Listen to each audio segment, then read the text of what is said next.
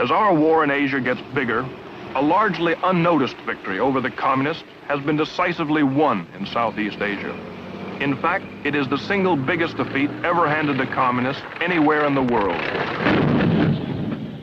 And it was won without a single American soldier, American dollar, or bomb. It happened here. On the map, it resembles an abstract painting. It is, in fact, a chain of 3,000 exotic and bountiful islands.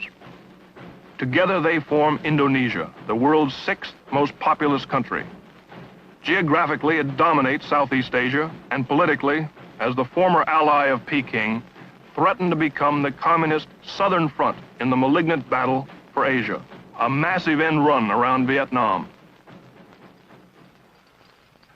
16 months ago, these beautiful and tranquil-looking islands exploded with stunning violence.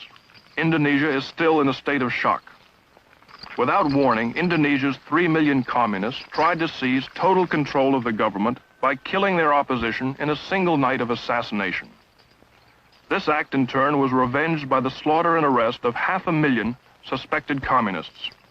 The terror and the trouble is by no means over. Indonesia's present turmoil, conflict, and power struggle is not altogether new. The Balinese Kecak, a kind of Hindu passion play, illustrates vividly the complex and alien struggle going on today. Here the priest blesses the participants, 100 men representing rival armies of monkeys, one good, the other evil, each convinced they are in the right.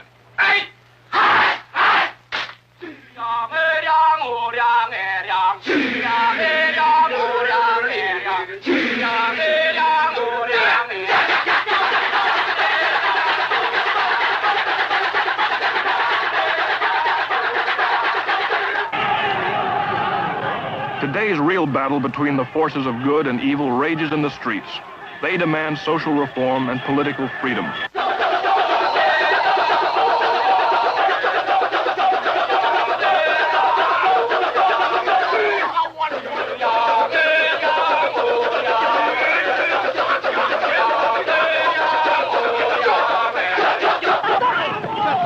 Their cry is not down with America or Yankee go home. What they are demanding, in effect, is down with the communists, Yankee come back.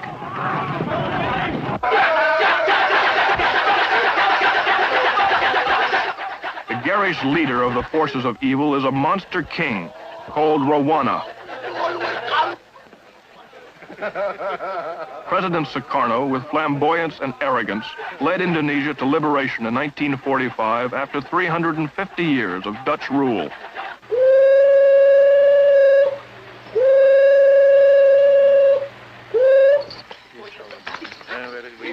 He also let his nation fall under communist influence into bankruptcy and chaos.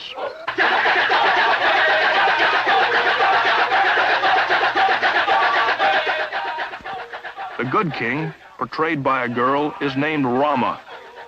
Rama, with the help of his army, tries to save the country and destroy the evil forces of Rowana.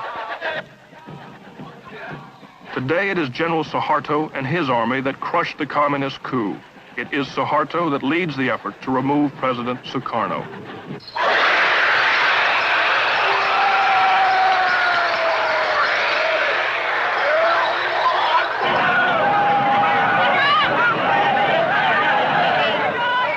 The struggle between these forces is violent. It is unpredictable. It is emotional.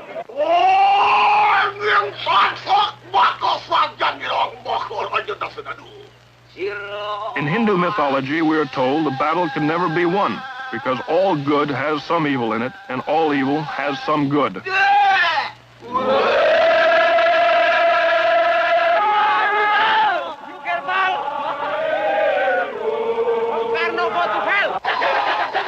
The philosophy of the Kecak dance is that the struggle will continue endlessly, with numerous subplots, intrigues, arguments, shifting loyalties, murders, and battles. This is precisely what's happening in Indonesia today.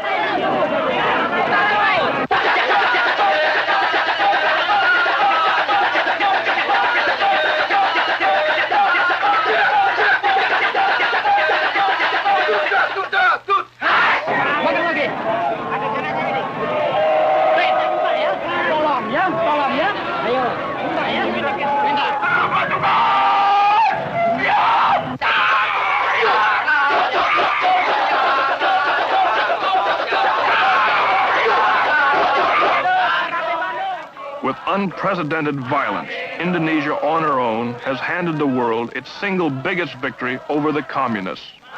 But it is a complex and uncertain victory in the battle for Asia, and it is a troubled victory. Ted Yates, NBC News, reporting.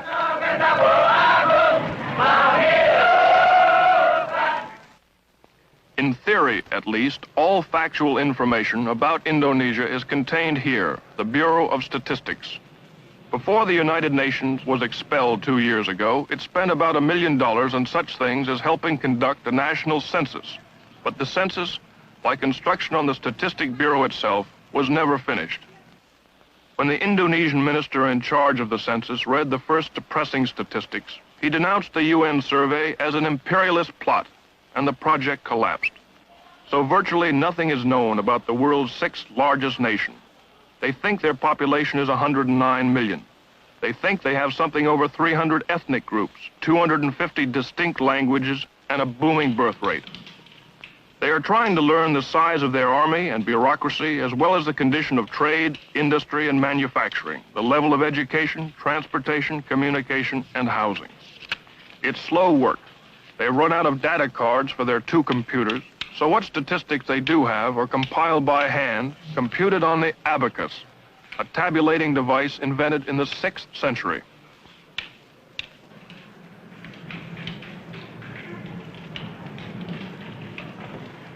Vital as this job is, Indonesia's plight today is so far-reaching that the people hired to untangle the mess rarely come to work, and when they do, stay only half the day. Sanusi here is preparing to leave. After 33 years, he's now head of government agricultural statistics. His salary is $5 a month. With the galloping inflation, that supports his family of 8 for only 4 days. So to stay alive, he holds 2 other jobs. The statistics just have to wait. The main reason he comes to work is to collect his dole of rice, the standard supplement to salary in Indonesia's socialism.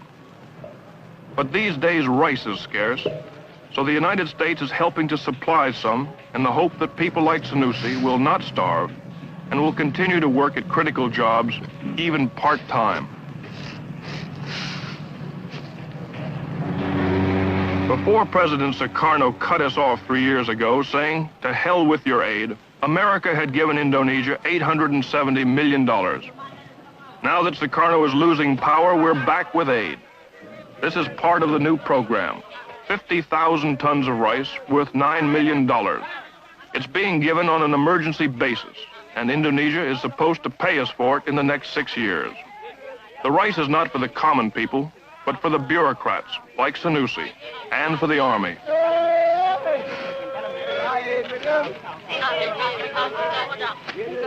About 3% of the rice never reaches its destination.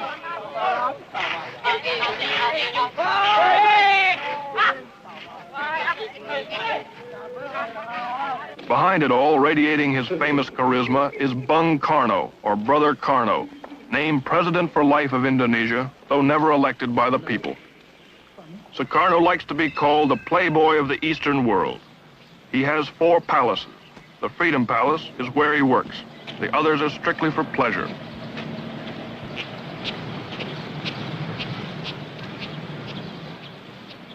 Besides having the largest collection of nude art in Asia, he's a devout Muslim who's pilgrimaged to Mecca. But now he's at odds with his church. They claim he has 2 too many wives, 6 instead of 4. But this is the least of his problems these days. The supreme farmer, the supreme Boy Scout, the supreme philanthropist, the supreme guardian of the justice, the supreme guardian of the Muslim faith, to mention a few of the titles he's conferred on himself, is being stripped of his power and implicated not only in the unsuccessful communist plot to seize Indonesia, but also for the economic ruin that strickens his country.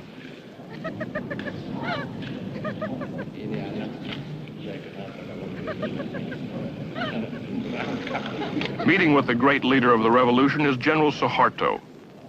He's at his side not to help him lead the country, but to methodically lead him out of power. Suharto heads what is called the New Order. Relentlessly, they are opening to public scrutiny the corruption and conspiracies of his regime.